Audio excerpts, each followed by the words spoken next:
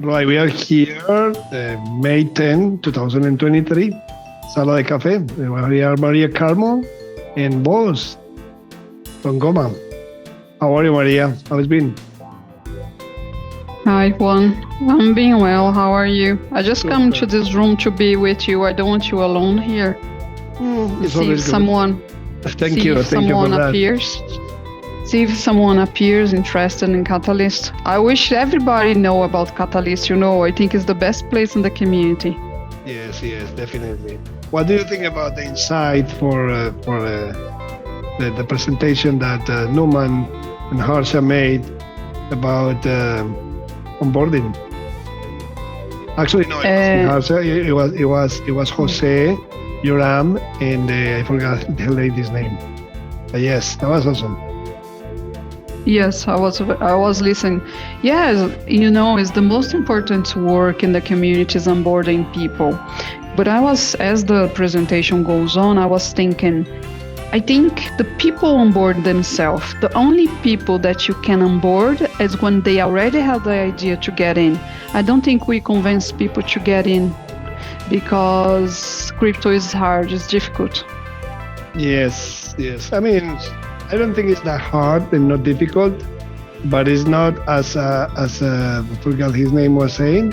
Content, connect, and convenience are present.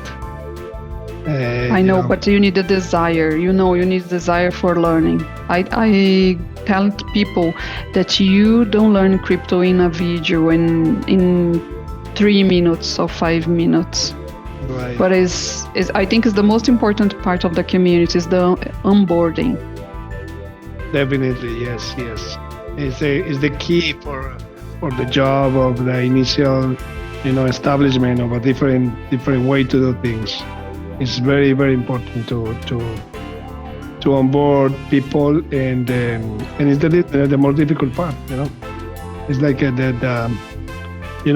on every project, on everything, the toughest part is to incentivize motivation. The why people do things, and you have to plant the seed that what you learn and what you do here is going to provide fruits soon. In the future. Unfortunately, it's in the future. There is no way to make it tangible right away. But yeah, eventually will do. And eventually will be available to everyone. So the thing is, it takes a lot of effort to be a pioneer and to work uh, and to work hard to onboard people that sometimes don't need it, they don't realize the importance of it because they don't see the transcendent the importance for that in the future. So anyway, Maria, thank you for calling, for stopping by. I appreciate you coming over to say hi and to chain with me while someone comes over. Great. There is always someone around, and Boss has been always here, as well as Cowell. Sí, So how sí, is been, lo, Boss? lo siento por eso, porque tengo que salir y mis saludos a Chianca de Brasil, porque le he visto al en Twitter En Twitter, por qué un bien. momento y eh, estar hoy que deberíamos hablar ahí, pero estoy cansado. Ya, ¿qué horas tienes? ¿Qué horas tienes en Goma ahora? Left. Anyway, so Kawi, how has been?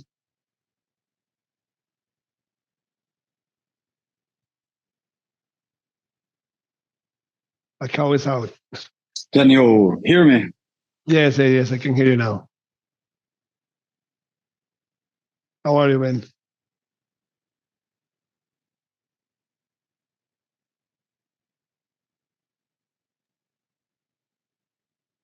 How are you, man? Could be the internet or something. Let's see if he can answer. Right. Cauê? So, Maria, I really like the fact that we had a small group in the town hall. Sometimes it's more. Minus is better, isn't it? Yes. So everybody gets a chance to talk.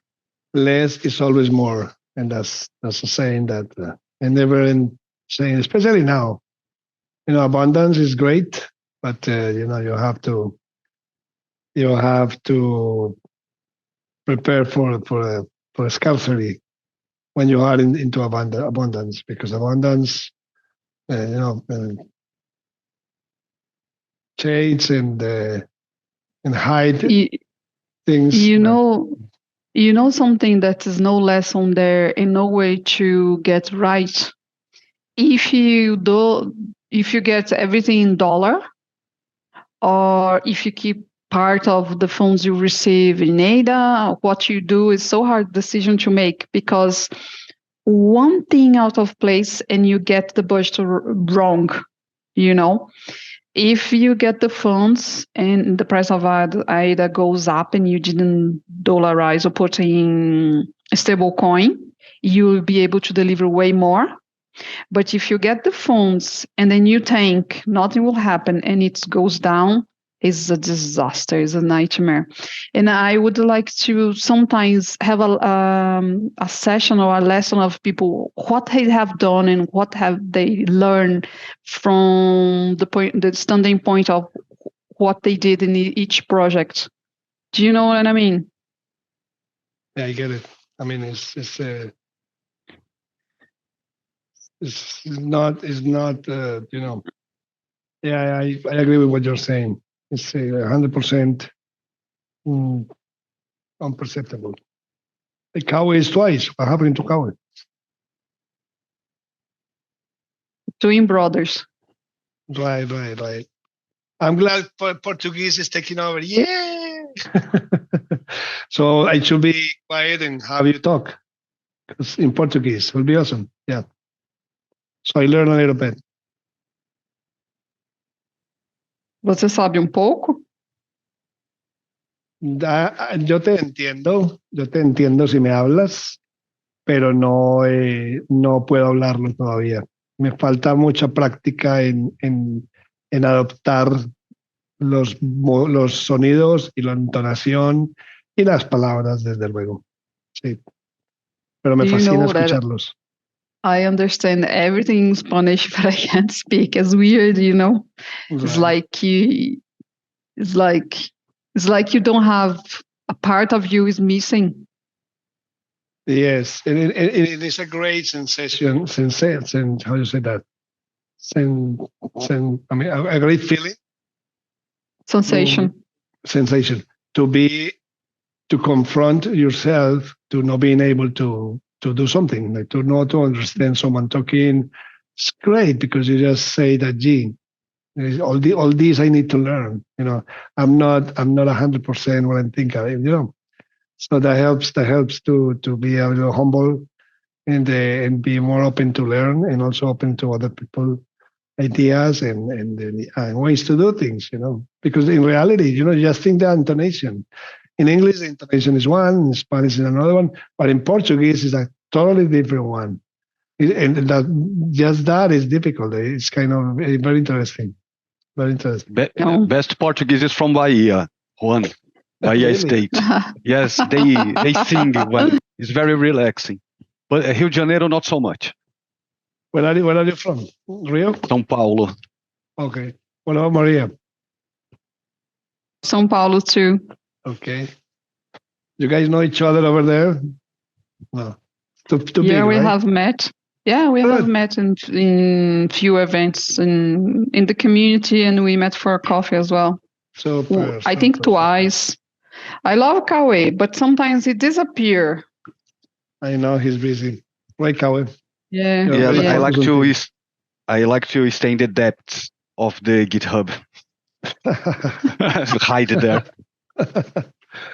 Yeah, that's right, because you are always available. That's true. Not me. I mean, unfortunately, I have my schedules and the things I do are everywhere, all over. So for me to be in one side is difficult. I'm, the only way for me to be able to be available is by phone. Yeah. Anyway. So you have Discord on your phone. I might as well call you there. Oh yeah, for sure. You call me, okay, but the thing is, my Discord in the computer, I lost the password for the phone. Last time I lost the phone. I was in Mexico. Then I got wet. So I forgot the password, and I just cannot. Either I lose it, I lose the Discord, and get another one, or I open another one. That's what I did. I had another one, another Discord name, and on the phone. Yeah. So the one in the phone is Juan the one, and the one on the computer is that one. Hi, Maria. Hi. Yeah. I am thinking here, how could we bring more people to this meeting, or maybe make Town Hall Brazil bigger? Got it. Let's make Town Hall Brazil great again. Again, I think it's sometimes it's perseverance and keep going doing things. Sometimes sometimes either the three of us are alone. Sometimes I'm alone. Sometimes it's Kawi alone. But you know what? No matter what, we always record this, and that is information that is available. That's one thing. And the other thing is that onboarding, again, it's about onboarding people, and we have to find a way to make them a priority to come here. But it's not something that I wouldn't worry about that. What I will, and I understand your what you're saying, Maria. But sometimes it's a matter of just enjoying what we have. We are able to have you here and be able to talk to you and hear from you and tell us your perspective on things. That's awesome. I don't need a lot of people around me to do this. Just the three of us, and little by little things will start popping up. Just think about Charles. Yeah, but just think about Charles. He created a vision, and that vision, he worked on the vision, not on who is going to be with him. People just attach the vision once it is created, and by perhaps what you are doing with your classes and your onboarding efforts, it's great. But it's a matter of having more equity, I guess, more equity, more human equity, more people involved, more people aware of that. And the only way to do it is just keep doing what we are doing. That's my humble opinion. We are paving the way. It's all that I'm thinking. I'm paving the way when the bull markets come around again. The videos, the tutorial, the courses, everything will be there for people. Exactly. That's pioneering. And pioneering is not easy. Never easy. But nobody come in the morning and say, "Hey, Maria, wake up." We have to wake up ourselves. Sometimes it's tough. That's why I think it's important, these meetings, because we can talk to each other sometimes, get out of bad thoughts about give up or things not going well. Bear market is very difficult. Yeah, it's difficult for depending on what you are looking at. Because if you are looking at volumes of people, possibly it is, because there is a scarcity of people right now. But if you think about the quality people, you find the people that is interested in the real reason we are here, share the vision, is the people that is in this market. Otherwise, once the coin start going up, all the markets are both blooming, then everybody is going to come over and be the last the last how you say the cough in the desert. Like it's like everything Maria else. is referring more to outreach than they keep together. These new people bringing people that have a Cardano mind or blockchain mindset and are not in Cardano because they don't know it. Is that, Maria? Yes, this is the challenge. I was on a party yesterday because we make a deal. Cardanistas Stakepool make YouTube channel make a deal with exchange, and we got invited. And every time I go to these places and I say that Cardano got Catalyst governance, everybody looking for me and said, "What? What is it?" And then you start explaining, but everybody's so busy and they want to talk about charts, price, and other things that give them more results and never necessarily interested in Catalyst. And what I was thinking and how to approach people, how to make it interesting. Maybe the way we are approaching is not interesting enough. I think it's utility. Once people start looking at that as something that helps them with their things, whatever solves your problem, whatever fits your needs, like the Maslow law. Once you eat, you sleep, when you feel like comfortable, then you think about the next person next to you, or the other thing, or the other, other needs. It's a matter of creating necessities, and and if people is not completely satisfied with what they have, or they are, but they don't see a utility on what you provide, then it's okay. But I'm glad, because otherwise there will be 100% of people being a pioneer. Can you imagine? There will be not early, not late adopters. There will be nothing. The core will be flat. Everybody pioneer. I know.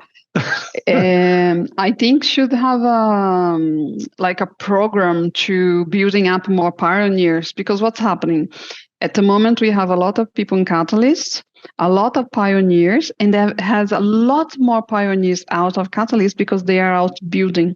It's very hard when you are parting of all this proposal that got funded, work in the proposal and come back to Catalyst and be socializing. It's very, very tough. Listen, when we'll start Fund 10, I heard that last week was ideation phase. I thought this week we'll put the proposals through. There's nothing, no news there? I haven't heard anything. No. Tell us Kawe is from insides. They even don't think Fund 10 will take place this year at all. So was my mistake. I probably saw something else and I thought it was about Catalyst. That's why I was here it was interesting to learn about Fund 10, but no news on the town hall. So that's why I'm asking. But it's no fund until next year, and is there any justification for that? No, not quite. The Catalyst team is always, they are, in my opinion, stalling, or they are up to something and not telling. There's always this mystery and say, oh, something's coming up, and really never shown. That's why town halls, they are showing closeout report videos and feedback to community. Unless they are giving information about funding rounds. So, yeah, I think I believe the reason for that is it makes sense. It makes sense that the effort of the effort with the challenges, the funding that happened last 2 years, and now they need to be assessed and evaluate and produce. I mean, with besides the bear market condition, it's also make sure that whatever is. I mean, the important thing is build. Build. And I know the funding is the key for building. But at the same time, a lot has been done already. A lot of motivation, a lot of incentives for people to start doing things. And I guess, makes sense to have a slow growth instead of just having a fast growth. In the legacy world, you just build a company growing like about 20% a year, a conservative way to grow for growth. And then imagine if we continue growing the way it was growing in terms of the money used for funding and the amount of projects that were funded with not 100% control of the results. So I think, I guess, and I think the Catalyst team is taking the time to structure programs and systems to ensure that the front end app is going to be much more sustainable and much more predictable and better, to ensure that it doesn't backfire all the Cardano philosophy. That's my way to see it. I wouldn't be worried about that. And yeah, the other thing, which is something that I prize from those of you guys that are involved with the Singularity Net, is that it's not only Cardano. I mean, it's not only blockchain. We know it by by experience. We see it everywhere. It's a matter of just connecting all the technologies that are available to improve world, to improve life. Did you see both of you what Elon Musk was talking about AI? He made a video, or the video was circulating on the internet, where he says that AI is more dangerous than atomic bomb. And the other thing he was saying, I think is interesting. Not that I agree. I think it's interesting because I think he's a high-level human being. And when this type of people stop their times to say something, I normally pay attention. Not that he's a hero or anything for me, but I start working in my head the concepts. And he said, people are against AI because the jobs, because of this or that, but we already got extension of our body, that is our phone. A long time ago, we have our phones as extension of our own body. And I thought it's interesting, isn't it? Interesting what he says. And then the other concept he's saying, I don't know if you're aware, that with AI, we will have hundreds, thousands of people employed in one goal, and we need an international minimum income for everybody in the world, because the unemployment is going to be huge. And not because, for example, in every single evolution or revolution, like revolution of industrial revolution, was one sector that was changing. And we are in the fourth revolution, and all across the board are changing. Everything's changing, from truck drivers to programmers to people that produce content. I think it's like, wow, the things I saw in video games and in the cinema now is becoming true, isn't it? Yeah, fun. Well, I think it's, if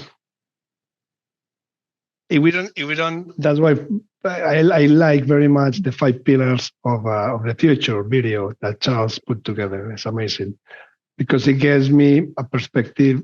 It provides a place for blockchain, which is regulation. And with that in mind, the future makes more sense, because it's true, AI is dangerous. Like, same as genome engineering, same as any other technology. But if there is an entity that regulates and provide limits based on consensus, then the future is going to makes more sense. But that's a reason for working a little bit harder here in Cardano and in technologies with blockchain, to ensure that all we do pave the path to establish reliable ways to control, or to not say control, to allow other technologies to help humanity, basically. and that is you know based on that, I think that AI is not dangerous. It is, well, what is dangerous is if we don't do anything with some type of a way for human beings, for humanity to have a second word in terms of whatever is done. Like what happened with the third revolution, third industrial revolution, with Google, with Facebook. They didn't even realize that the damage they were doing to humanity, because it was something that happened. But I think at this time things will be a little different, because if we are able to create, instead of centralism, decentralized organizations that coordinate the mandate of humanity to have AI and other technologies to limit and put their work at the service of humanity, of the world. I think will be, that's the best scenario I can think of, because if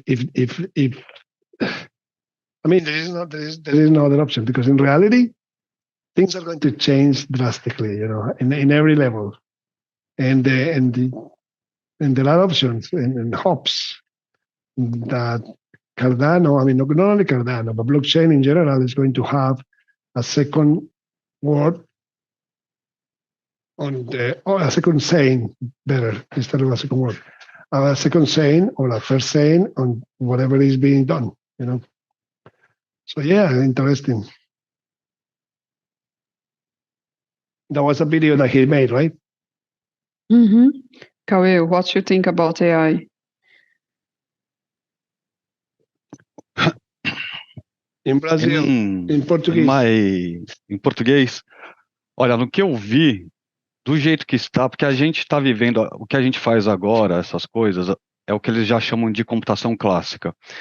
Eu acho que na computação clássica, que é o estágio que a gente está agora, porque a computação quântica e as redes quânticas já estão sendo implantadas. Essa computação clássica, a inteligência artificial, ela funciona num sistema que é chamado sistema determinista. O sistema determinista, ele tem um limite, ele vai até certo ponto. Nesse sistema determinista, essas previsões de que a inteligência artificial vai criar self-conscious, não sei como se diz em Brasil, some sort of autonomy, de praticar atos por si só, sabe? Sem inputs. Eu creio, e pelo que eu li, que na computação clássica, que é agora, e os sistemas que a gente tem de modelamento de linguagem de inteligência artificial, que são deterministas por definição,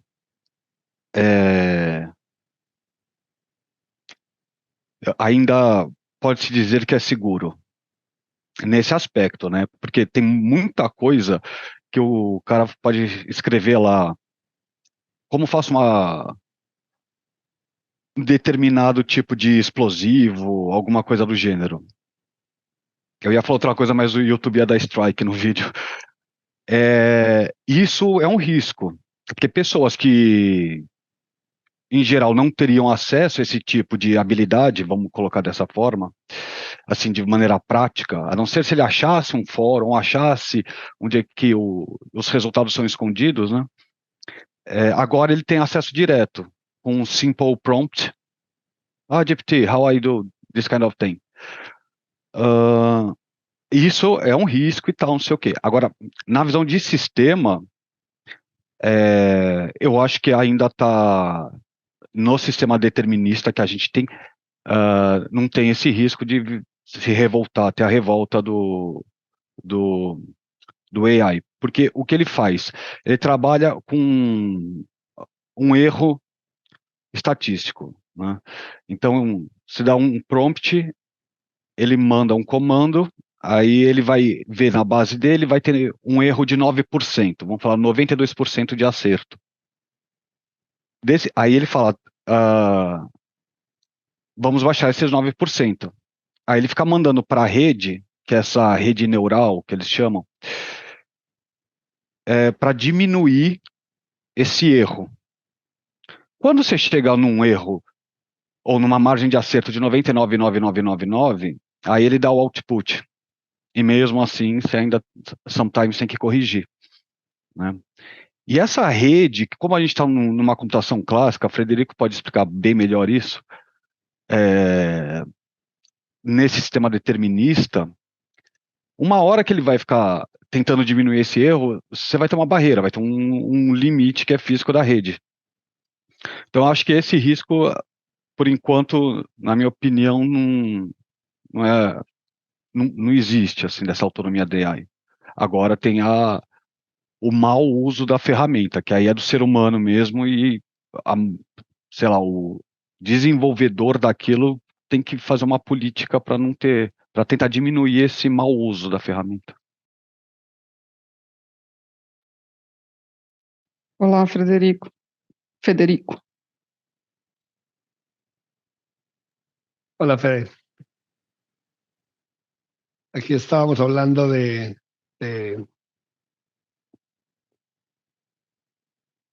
AI. De AI, la tecnología de moda. Right, right, right. ¿Qué tanto vamos a poder controlar? ¿Qué tanto vamos a poder, qué tan peligroso es? ¿Qué tanto blockchain va a ser la manera de controlar lo que se puede hacer con estas tecnologías para mejorar la humanidad? ¿Tú qué opinas de eso? Uf, es, a mí como tecnología AI bueno, me parece que es una tecnología que viene a ayudarnos en un montón de cosas. Creo que como toda tecnología bien usada, tiene el potencial de mejorarnos la vida, ¿no? De mejorar la calidad de vida. Ayer justamente hablaba con un primo, un primo mío que me preguntaba qué opinaba porque él decía que le daba miedo y yo le hacía el paralelismo eh, con, con la tecnología nuclear, ¿no? Eh, uno lo puede usar para hacer fármacos, radiofármacos que curan enfermedades súper complejas o para hacer bombas atómicas. Bueno, claramente va a haber que tener políticas de control, digamos, basadas en ética y moral, que es lo que habitualmente se hace. eh, y por otro lado, no podemos negar la existencia de estas tecnologías y las tenemos que aprovechar a nuestro favor. Quizás a mí se me ocurre que blockchain tiene la posibilidad de ser una herramienta que nos permita alcanzar consensos, ¿no? Que tiene esta capacidad de darnos a todos la posibilidad de decidir en conjunto, de votar, y a lo mejor bien implementado puede ser una forma de tomar decisiones sobre cómo usar mejor las tecnologías. Claro. No sé. I saw something on TV where they are finding. Desculpa, vou falar português. Eles estão achando.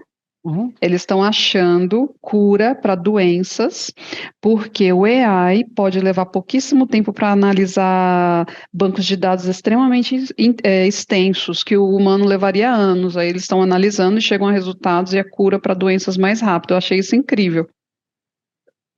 Sí, sí, es increíble. Es como, dentro de unos años vamos a estar hablando hoy estamos hablando de AI, dentro de unos años vamos a estar hablando de computación cuántica, ¿De porque nanotecnología?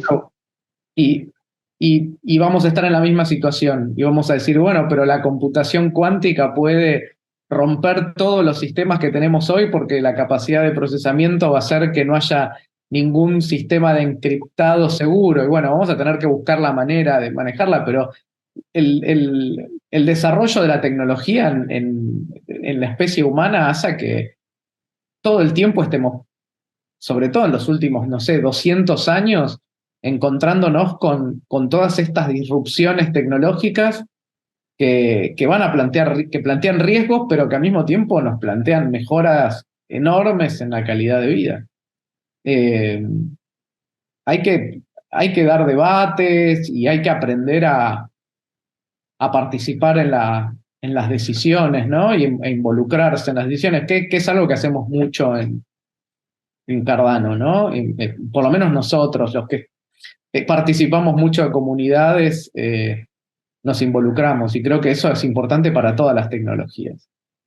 Definitivamente.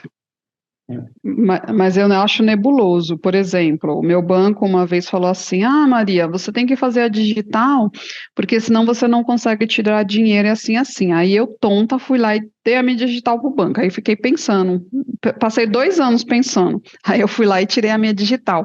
Mas, por exemplo, não existe uma explicação. Aquela digital ela vai ser deletada?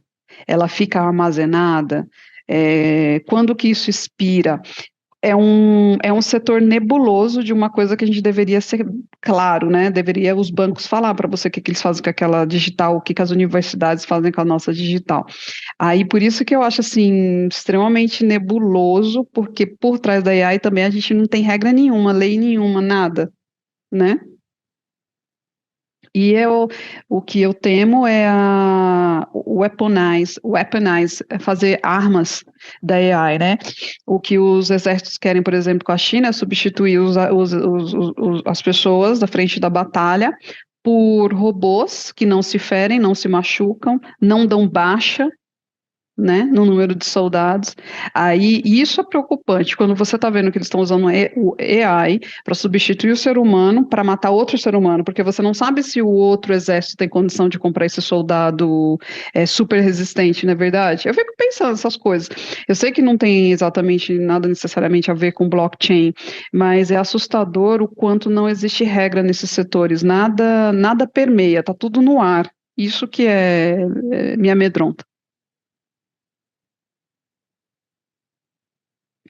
É isso, pessoal. Eu tenho que ir, viu? Um abraço para vocês.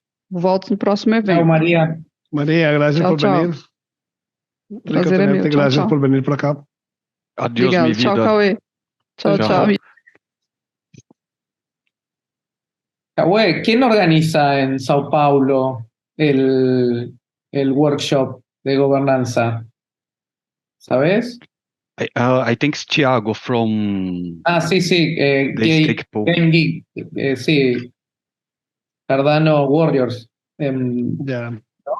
Yes, he's involved in the. He has a Ouro. stake pool, Ouro. Yes, Ouro's Sí, stake pool. sí, falamos con él porque está con Game Geek o una comunidad de gamers, armaron como un ecosistema de gamers y estuvimos charlando con él por el tema de Dimiter y de las herramientas, le interesó mucho Dimiter para para uso en gaming, ¿no? Qué bien. Así que lo conocimos. Sí, es una persona, me pareció interesante. No lo conozco mucho. Igual. He's very. He understands lots of coding. He's a dev, root Sí. dev. Sí. He's very good, and I don't know if he still is, but he was a Cardano ambassador, so he has a fantastic networking. Sí, And eso nos anything he dijo. can handle fast, and he got solutions fast because he knows the ecosystem very well. Sí, eso nos dijo, sí. Qué bien. Bueno, va a ser interesante todo esto de los workshops, ¿eh? Y van a ser simultáneos. Entiendo que en Sudamérica van a haber 4 simultáneos, ¿no? Ah, sí, no sabía que eran Argentina. simultáneos, pero sí, Argentina, Colombia, Sao Paulo y no me acuerdo dónde más. Bogotá. Bogotá. Bogotá es Colombia. Pero... Sí, Bogotá es Colombia. Bogotá, Venezuela, Colômbia, Argentina. Venezuela. Oh, Venezuela, ok. Venezuela. A no ver, sabía. 27 de mayo. El del Colombia va a ser el 27 de mayo del 2023 a las 8 de la mañana. CESA, Bogotá, Colombia, Workshop CIP 1694. Invitados. Pero me dijo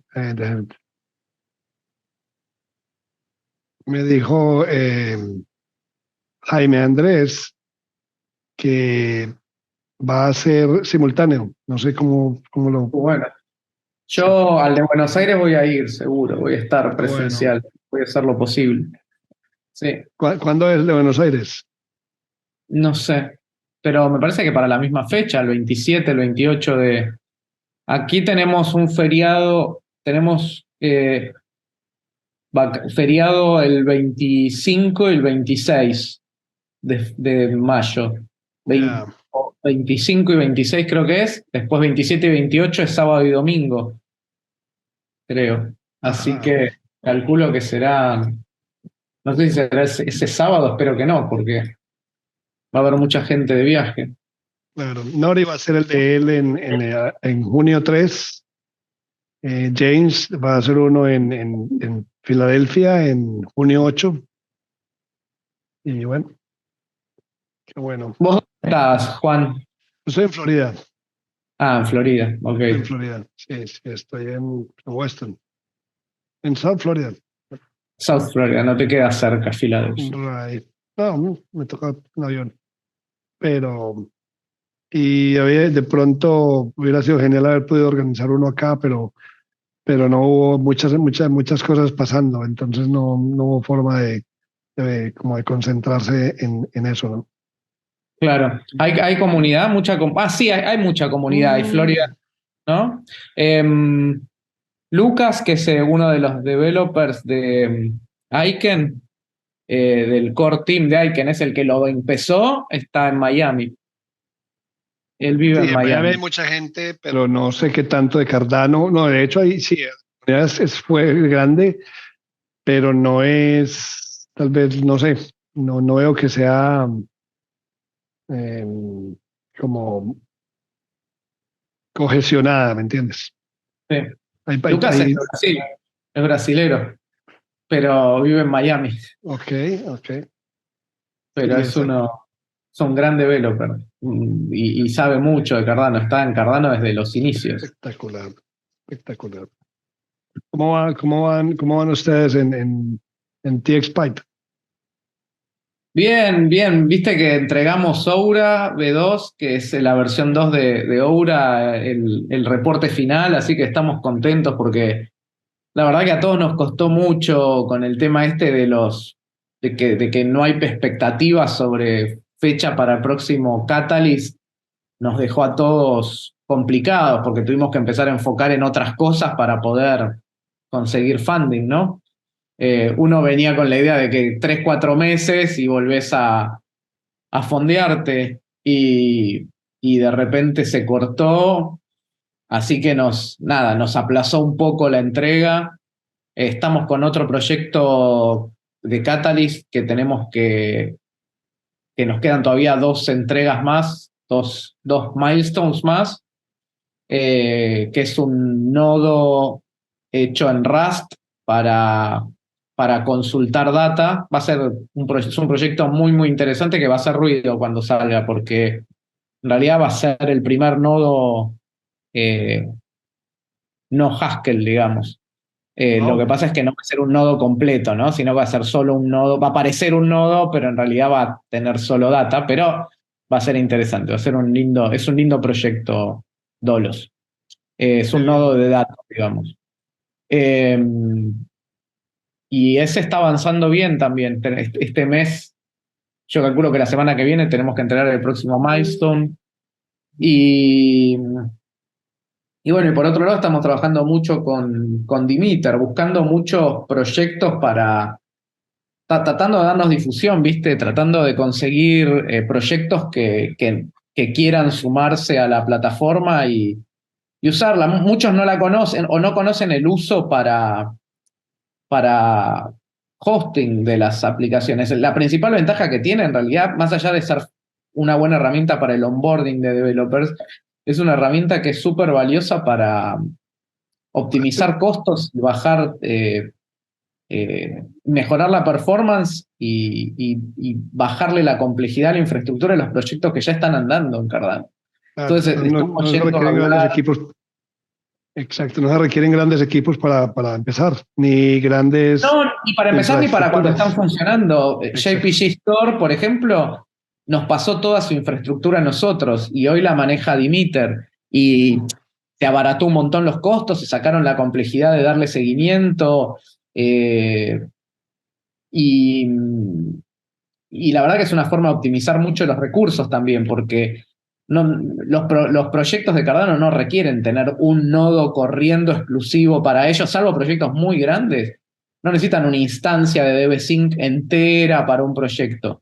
Y una instancia de DB-Sync entera es carísimo de mantener, tenés que estar actualizando, se cae y tenés que levantarla toda de nuevo. En cambio, con Dimiter tenés una Está ahí. instancia que la tenés compartida con otros que la están usando. Tu uso es privado, pero la instancia, digamos, la puede consultar mucha gente al mismo tiempo y eso abarata los costos. Es eficiente desde la perspectiva energética. No tenés que preocuparte por el soporte o el mantenimiento porque lo hacemos nosotros. Así que bueno, estamos haciendo un poco trabajo de hormiga porque no tenemos el recurso económico para salir a hacer grandes campañas de marketing, pero bueno, sí vamos hablando uno por uno, de a poquito con los proyectos para contarles y tratar de que se sumen, ¿viste? Estamos Claro. dando la mano al proyecto este de Maze Protocol, que están armando ahí una infraestructura y los estamos ayudando. Con los chicos de Metera también, con Dan y Samson de Metera, con todos los que podemos, nos Qué juntamos bueno. a charlar y a todos les interesa un poco, aunque sea probar y ver qué impacto tiene. Claro. Así que bueno, estamos en eso. Y después hablando mucho con IOG, con Cardano Foundation, con los grandes jugadores, digamos, del ecosistema para tratar de buscar formas de colaborar con ellos con Dimiter y de TXPipe en diferentes proyectos. Qué bien, qué bien. No, ¿qué digo yo? A ver, ¿cuál es la palabra? Pues cuando salió de Meter, cuando empezó de Meter y estábamos haciendo en Gimbal Labs, empezando el proyecto de Gimbal Labs, y salió de Meter, esa fue un break, ¿cuál es la palabra? Fue un momento muy importante porque la respuesta está ahí, porque Claro. llevábamos meses desarrollando infraestructuras y tratando de montar el environment, pues. Y llega Dimir, perfecto, aquí está. Eso fue genial. Claro, bueno, ese es el caso de uso del developer que está arrancando y necesita rápido tener infraestructura y no perder 2 o 3 días Ujú. en setear los entornos. En Eh, armarlos, sí. Ahora, bueno, yo te conté el otro día, estamos terminando de hacer unos ajustes de backend para poder darle soporte a los tokens de Gimbal Labs y ya poder meternos en el proyecto este. Nos obligó nos apuró en un proceso que teníamos de alguna manera tokenizar los créditos para poder hacerlo compatible con los tokens de Gimbal Labs, pero Sí, bueno, vale. nos vino bien y además está bueno porque es un lindo proyecto para la comunidad también. Claro, y Y el ahora crecimiento es. tenemos una reunión también ahora en breve con Roberto de Dandelion, que también Robert está muy vinculado a Gimbal, así que sé yo, El para fundador. ver cómo. ¿Qué? Roberto es uno de los fundadores. Claro, por eso.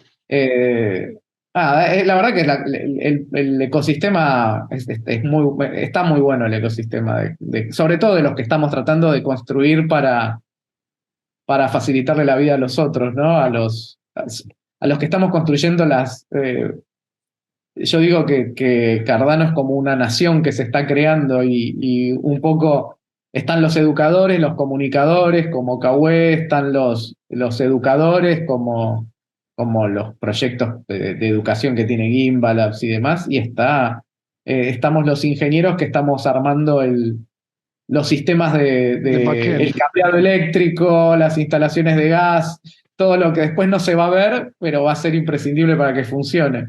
Exacto. Así que es un proceso que se disfruta y como todos estamos, ¿no? Todavía remando. Vos, Cahue, me entendés, ¿no? Si hablo así en castellano. Estamos todavía remando en aguas espesas, Muy shallow. pero bueno, sabemos que lo peor ya pasó y ahora nada, hay que empezar a prepararnos para el bull run. Y cuando querramos dar cuenta, vamos a estar de nuevo. Hay que estar muy, muy atentos en este mundo blockchain, porque en el momento en que tendrías que estar disfrutando el all-time high, te tenés que empezar a preparar para el invierno que viene. Y bueno, nada, por suerte nosotros estamos en la parte de construir y uno tiene que construir todo el tiempo. Exacto. Además, cuando uno está en la parte de construcción, en la parte de educación, el bull run no afecta tanto, o el bear market no afecta tanto como para los que están única y exclusivamente en especular y en esa parte, pues, que es un componente muy importante también. Pero no es tan, que requiere mucha más elasticidad. La gente tiene que tener más reservas, tiene que tener prepararse más. Fuera de eso, el capital humano se reduce increíblemente en el bear market, porque están únicamente la gente que realmente quiere este cuento y que sabe y que, si me entiendes, que no está mirando únicamente la evaluación y el Sí, retorno inmediato. los gráficos de velas de los valores de los activos, ¿no? Sí, incluso yo pienso que para construir esta es la mejor época, porque en el bull run debes tener ruido de todos lados, de gente que está enloquecida pidiendo cosas, y se hace más difícil pensar con claridad. Ahora hay menos apuro y uno trabaja más tranquilo. Buen punto. Eso es la mejor manera de definirlo. Trabajando más tranquilo porque hay menos ruido y más claridad. Anyway, bueno, muchachos, ya llegamos al peak of the hour, 6 minutos después. Excelente haber estado con ustedes. Quería pasar, estuve un ratito en el otro room, está muy interesante lo que está haciendo con Napcha. Sí, pero el otro día no le entendí mucho cuando estuvo, no había entendido el producto, ahora que estuve un rato más lo entendí un poco más, me parece interesante. Vamos a ver. Claro, cómo sigue. y él ha trabajado muchísimo en él y no ha sido fácil. A él se le han quebrado las cosas. Things break really easy. Y es que además él trabaja al límite de los protocolos, porque cualquier cambio en el protocolo de los NFTs o en la forma de enviar la data y qué sé yo, le tiene que tocar toda la plataforma por atrás de nuevo. Muy difícil lo que está construyendo, pero bueno, es interesante. Pero él tiene experiencia, él ha estado en función de eso por muchos años, como estaba diciendo, ¿no? Así que, bueno, muy bien. Entonces, bueno, muchachos. Bueno, Federico, gracias por venir. Cahue, thank you so much for being a partner on this game. And yeah, let's get together. Please remember to upload. Yes, the sir. video from last 2 weeks, and ask people to subscribe to the channel, give a like and comment there. That's something that you just said. Great, guys. No, but we need you to say in the recording from the beginning to make a short. That's a good point. I never think about that. But yeah, we are trying to build a community here with this, making videos and YouTube channel. It would be great to have everybody subscribe. So, Federico, y te invito a que te suscribas. Vamos a suscribirnos y que los oyentes le den a la campanita para que les avise cuando hay videos nuevos, y vamos a darle apoyo al canal de Sala de Café. Sala de Café. Muy bien. Latinos en Catalyst. Sí, bueno, nos vemos la próxima semana. Un placer haber estado con ustedes. Genial lo que pasó hoy. Me parece genial no tanto el town hall, tanto el town hall como lo que las conversaciones que tuvimos acá fueron muy productivas. Y bueno, con esto cierro ahora.